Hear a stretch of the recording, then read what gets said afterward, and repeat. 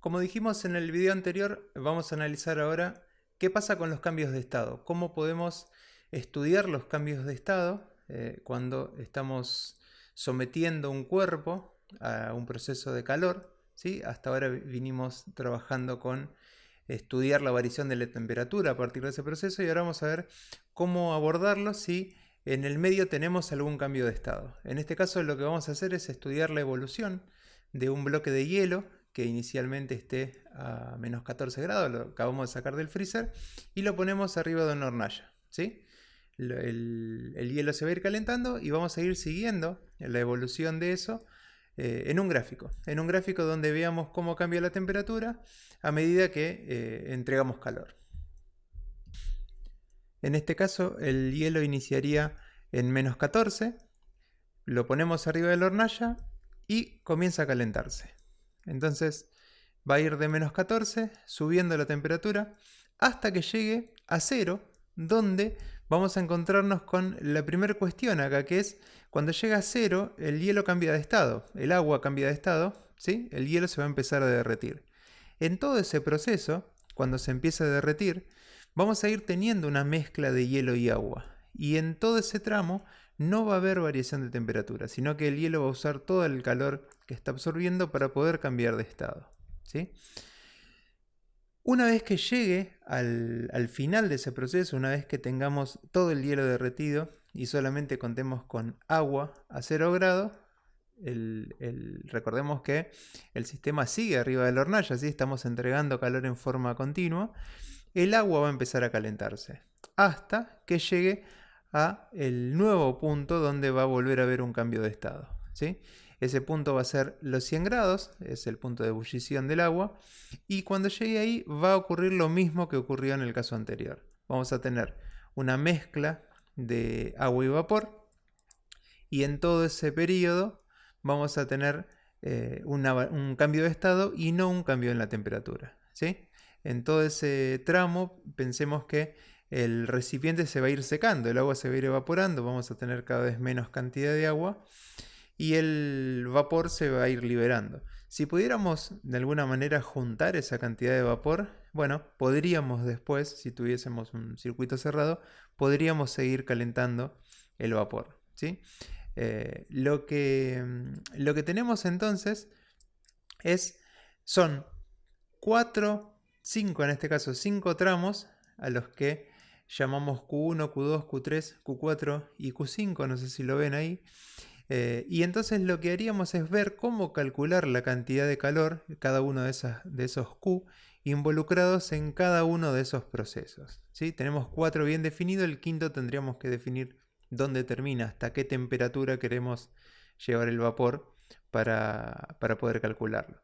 Pero bueno, la cuestión es que en los tramos donde hay variación de temperatura, Q1, Q3 y Q5, digamos el primero, el tercero y el quinto sería, la manera de calcular la cantidad de calor involucrado es con la expresión con la que venimos trabajando, la de Q igual a masa por calor específico por variación de temperatura. Vean que la masa sería la misma en cada uno de los tramos porque sigue siendo 1 kilo de hielo, de agua o de vapor, pero sigue siendo 1 kilo. El calor específico sería diferente porque en cada estado de agregación el calor específico cambia, tendríamos que buscar en la tablita en ese caso. Y los cambios en la temperatura los tendríamos que evaluar para cada tramo. El primero sería entre menos 14 y 0, el segundo entre 0 y 100, y el tercero entre 100 y a donde queramos llegar, no sé, 200 o lo que fuere. Bien. ¿Qué pasa cuando queremos analizar los otros tramos? Los tramos donde hay cambio de estado. Bueno, ahí tenemos un problema porque en esos tramos no tenemos un cambio de temperatura. Si nosotros quisiéramos usar la expresión anterior para calcular el calor, no nos daría 0, porque la variación de temperatura sería 0. ¿Sí? La temperatura inicial y la final son la misma. No tendríamos entonces una cantidad de calor involucrada. Bueno, cosa que sería falsa, porque efectivamente, para que eso ocurra tenía que estar arriba de la hornalla. Entonces, lo que necesitamos es una expresión nueva. ¿Sí? Una expresión que tenga en cuenta la masa, porque sabemos que a mayor masa, mayor cantidad de calor vamos a necesitar, y que tenga en cuenta el material del cual estamos trabajando. ¿Sí? En este caso no va a ser el calor específico, ese coeficiente, sino que va a ser lo que vamos a llamar el calor latente. Si el cambio es un cambio de sólido a líquido, una fusión, esa L va a ser una LF y va a ser el calor latente de fusión. Si es de líquido a vapor, va a ser calor latente de vaporización. ¿Sí? Así que bueno, tenemos dos expresiones ahora para calcular el calor, una vinculada al cambio en la temperatura, una vinculada a los cambios de estado.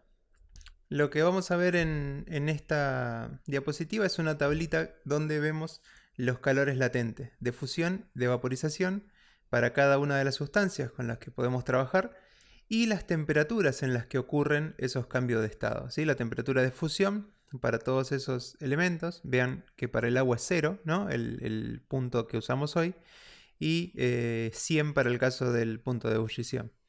Bueno, cualquier otra sustancia con la que queramos trabajar, tendríamos que imaginar cómo se vería el gráfico correspondiente a esa sustancia. ¿Sí?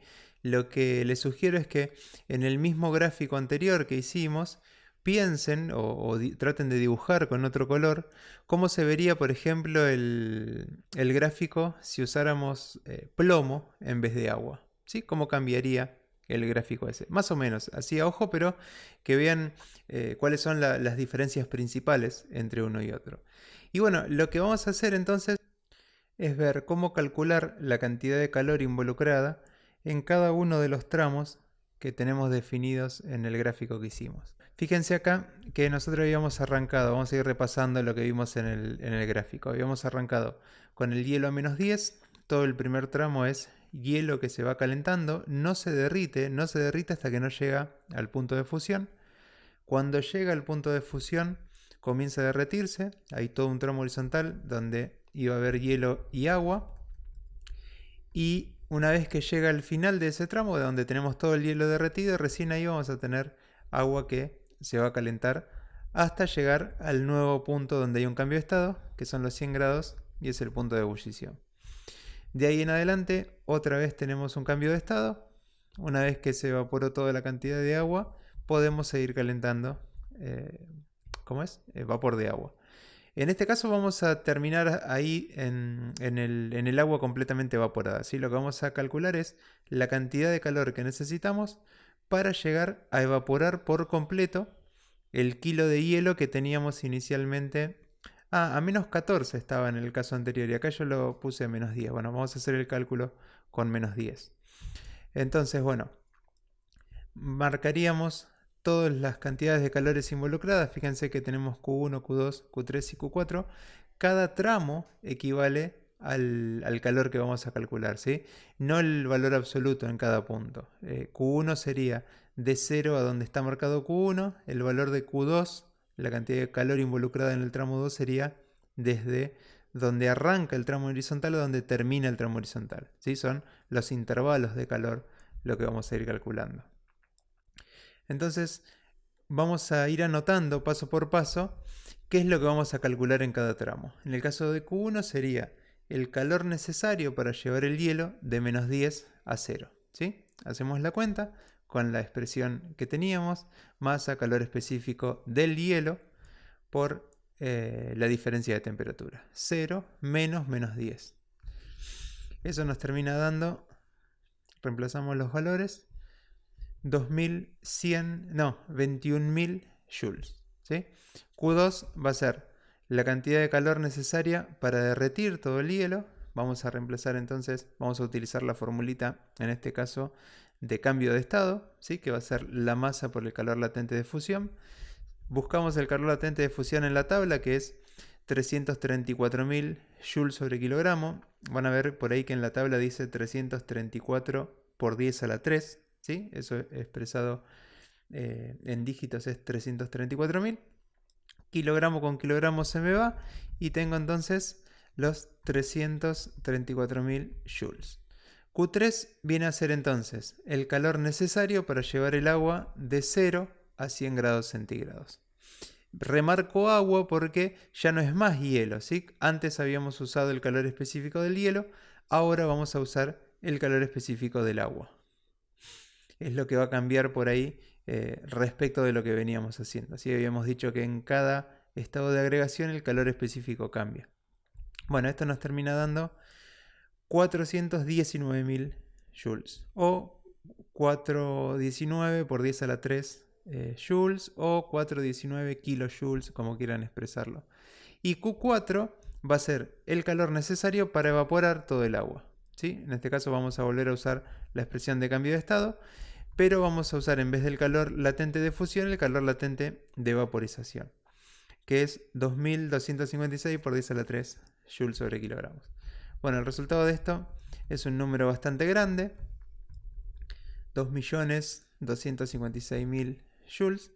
Y lo que hacemos finalmente es sumar todas las cantidades de calor para ver el calor total que necesitamos para evaporar por completo. Sería 1 kilo de hielo que estaba inicialmente a menos 10 grados centígrados. Bueno, sumamos todas las cantidades y el resultado es un resultado tremendo, una banda de joules. Lo que pueden ver es que analizando los resultados que obtuvimos para cada uno de los tramos, los valores de Q, ¿sí? Que tendríamos que ir sumando, no tenemos un gráfico a escala, no nos quedó a escala, ¿sí? Fíjense que el segundo tramo, que son 334.000 contra los 21.000 del primer tramo, tendría que haber una diferencia enorme, ¿sí? Entonces la tarea que tienen es corregir ese gráfico y tratar de que se vea a escala, ¿sí? Ver cómo hacer para que ese gráfico esté puesto relativamente a escala, si es posible, digamos. Traten de buscar una escala de tantos joules por centímetros e intenten que ese gráfico quede más o menos a escala para ver las diferencias que hay y cuáles son los tramos donde más cuesta lograr o variaciones de temperatura o cambios de estado, ¿sí? Bueno, ese es el final. Con esto van a poder analizar no solo situaciones donde hay cambios de temperatura, sino también situaciones donde hay cambios de estado, ¿sí? Tienen los ejemplos resueltos 17.9 y 17.10 para hacer, que vinculan cambios de estado, y después ya pueden empezar a hacer prácticamente toda la primera parte de los problemitas de la sección 17.5, ¿sí? Que es calorimetría y cambios de estado. Sobre eso vamos a volver, vamos a resolver unos cuantos más después, pero la idea es que entonces avancen con los problemitas de esta parte de la guía, ¿sí? Así que bueno, suerte con el trabajo y nos vemos pronto.